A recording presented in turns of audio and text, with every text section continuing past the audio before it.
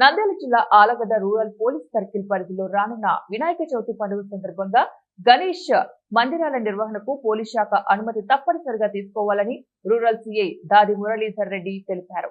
తమ కార్యాలయంలో ఆయన మీడియాతో మాట్లాడుతూ ఈ ఏడాది శ్రీ గణేష్ ఉత్సవాలను ప్రశాంత వాతావరణంలో జరుపుకునేందుకు పోలీసు యంత్రం గట్టి చర్యలు తీసుకుంటున్నట్టు తెలిపారు.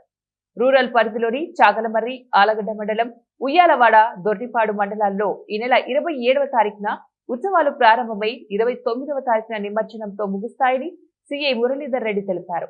గణేష్ మండపాల నిర్వాహకులతో త్వరలోనే సమావేశం ఏర్పాటు చేసి పోలీస్ శాఖ నియమ నిబంధనలను వివరించడం జరుగుతుందన్నారు. గణేష్ ఉత్సవాలలో ఎలాంటి అపస్మృతులను తావు లేకుండా గట్టి చర్యలు తీసుకుంటున్నట్టు తెలిపారు. సభ్యులు అందరూ అప్లికేషన్ పెట్టుకొని పర్మిషన్ తీసుకోవాల్సి ఉంటుంది.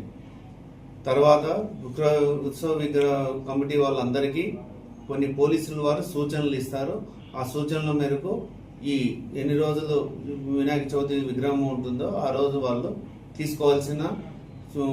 తీసుకోవాల్సిన జాగ్రత్తలు, చేయకూడని పనులు కూడా మేము వాళ్ళకు ఇన్ఫార్మ్ చేస్తాము.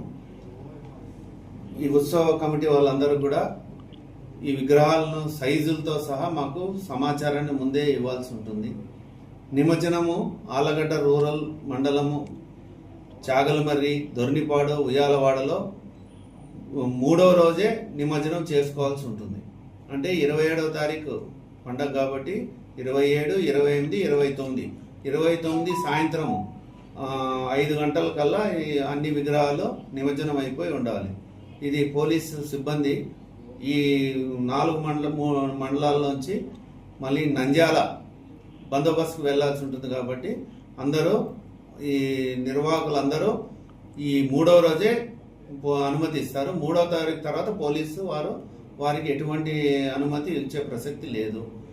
ఈ ఉత్సవాల్లో ఎక్కడ కూడా డీజేలకు పర్మిషన్ లేదు. డీజేలకు ఎట్టి పరిస్థితుల్లో పర్మిషన్ ఇచ్చే ప్రసక్తి లేదు. కాబట్టి అందరూ ముందే మీరు ఈ అనుమతులు పొంది